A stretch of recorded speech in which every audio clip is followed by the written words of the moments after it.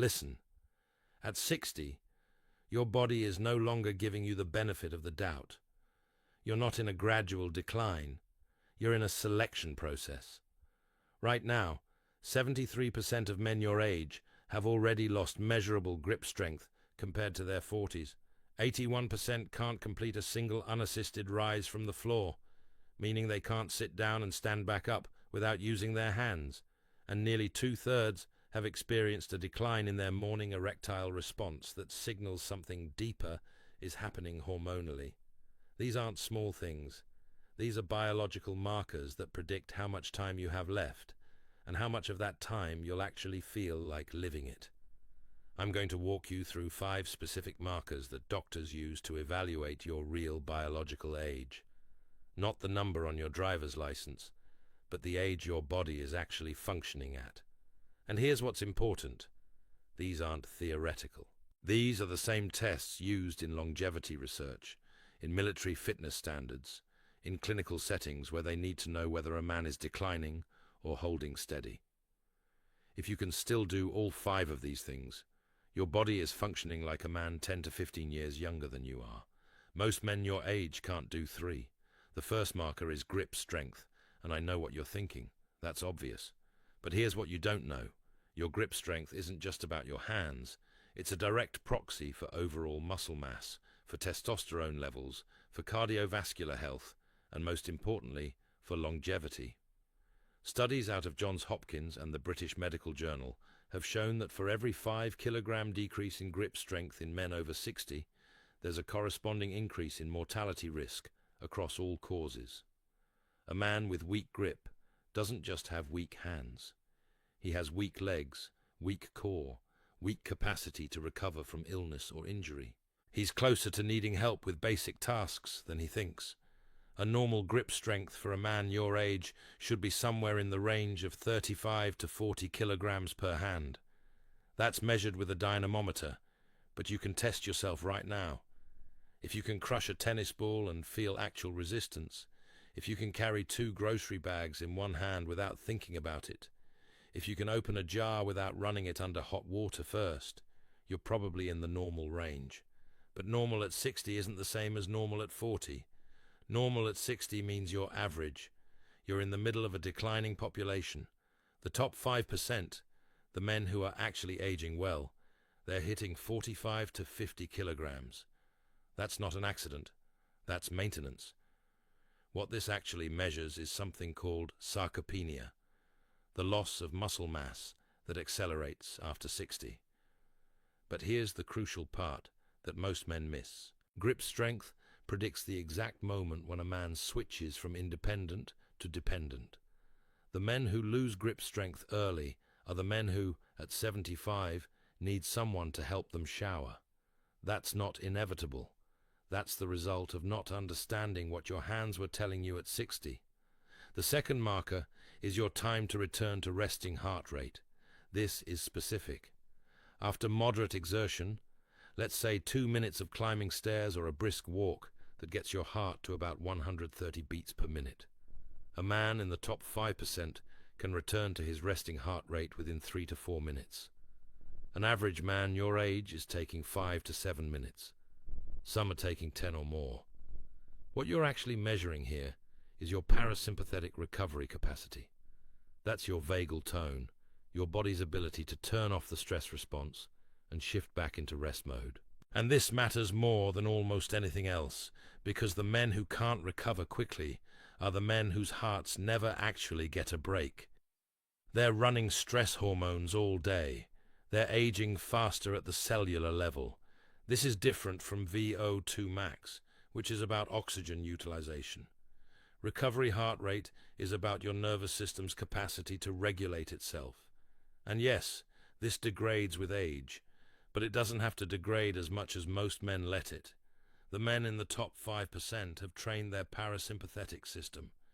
They do things like cold exposure, breath work, and sustained cardiovascular training that's not just about intensity. It's about recovery between intensities. If you can't test this yourself, here's what you do. Next time you exercise, check your heart rate 5 minutes after you stop. If it's still above 100 beats per minute, you're below average. If it's back down to 65 or lower, you're tracking well.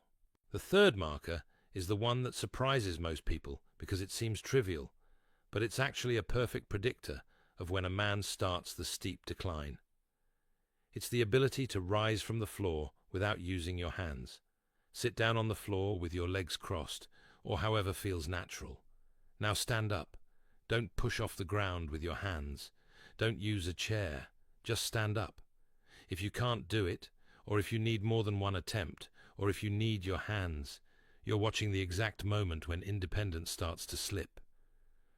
This test is called the sit-to-stand test, and it's used in gerontology clinics because it predicts falls, fractures, and functional decline better than almost any other single measurement.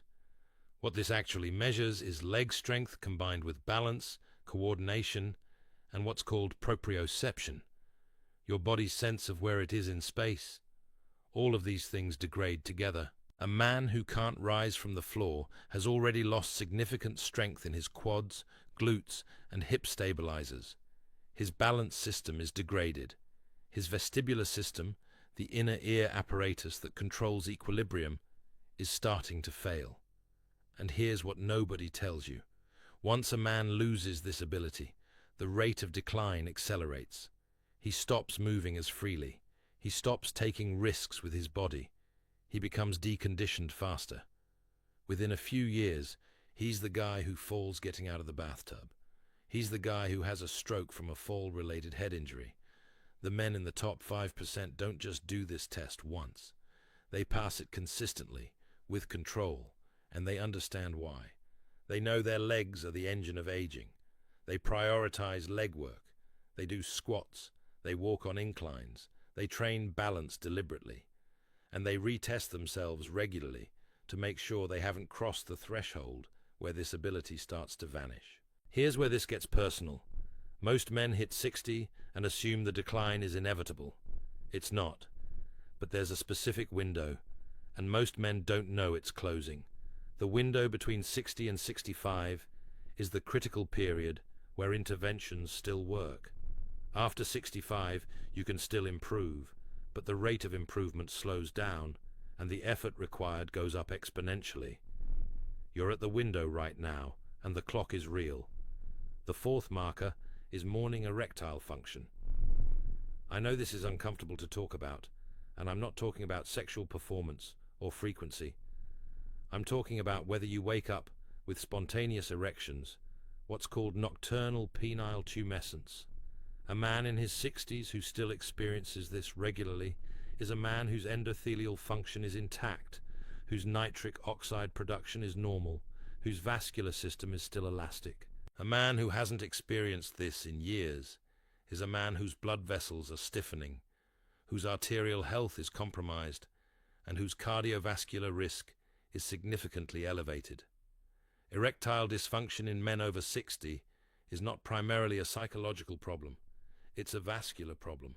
It's your arteries telling you they're getting stiff, and the arterial stiffness in the penis is always a precursor to arterial stiffness in the heart and brain.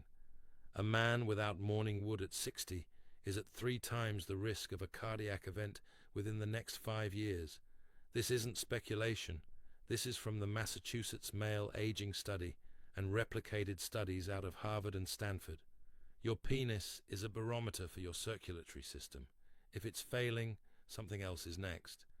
The men in the top 5% don't have this problem because they maintain their vascular health deliberately. They understand that blood vessel function requires consistent cardiovascular stress, proper nitric oxide production, which comes from things like beet juice, pomegranate, and proper exercise intensity. They maintain their blood pressure. They manage their inflammation. They don't smoke. They don't have untreated sleep apnea. The morning erection isn't a bonus. It's evidence that the system still works. The fifth marker is your visual acuity, specifically your ability to see clearly at night and to recover from glare. This one connects to overall neurological function more directly than most men realize. A man whose night vision is deteriorating, who gets flash blinded by oncoming headlights and takes a long time to recover, who has trouble reading small text even with glasses. This man has probably already lost some cognitive processing speed. The photoreceptors in the retina, specifically the rods that handle low-light vision, are sensitive to oxidative stress. When they degrade, it's often a signal that your brain's antioxidant capacity is also degrading.